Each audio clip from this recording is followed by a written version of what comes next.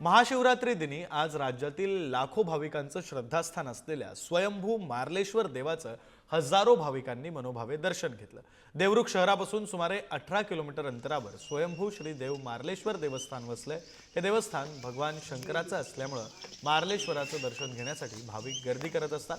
आज महाशिवरात्री निमित्त शिवभक्तांनी मार्लेश्वराच्या दर्शनासाठी मोठ्या संख्येने तीर्थक्षेत्री गर्दी केली होती। शिवभक्तांच्या जयघोषाने मार्लेश्वर मंदिराचा परिसर हा अक्षरशः दणाणून गेला।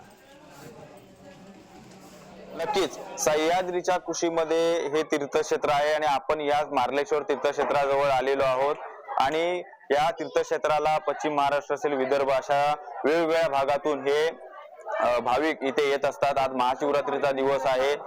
रत्नागिरी जिल्ह्यामधील हे प्रमुख तीर्थक्षेत्र मार्लेश्वर तीर्थक्षेत्र म्हणून समजलं जातं आणि आपण जर पाहिलं तर आता या महाशिवरात्रीच्या निमित्ताने आता पूर्णपणे फुलांची सजावट या ठिकाणी केलेली आहे।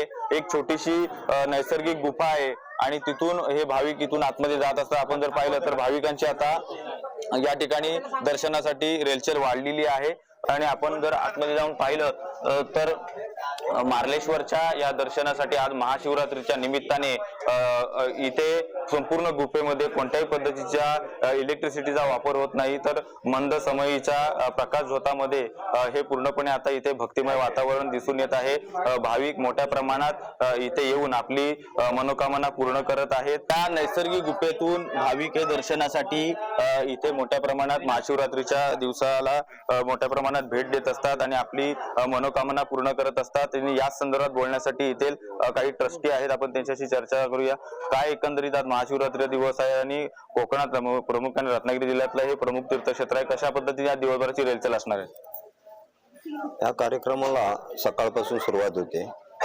मोठ्या पद्धतीने भाविक कोल्हापूर, सांगली, सातारा, कराड, पश्चिम विभागातून मोठ्या संख्येने भाविक येत असतात।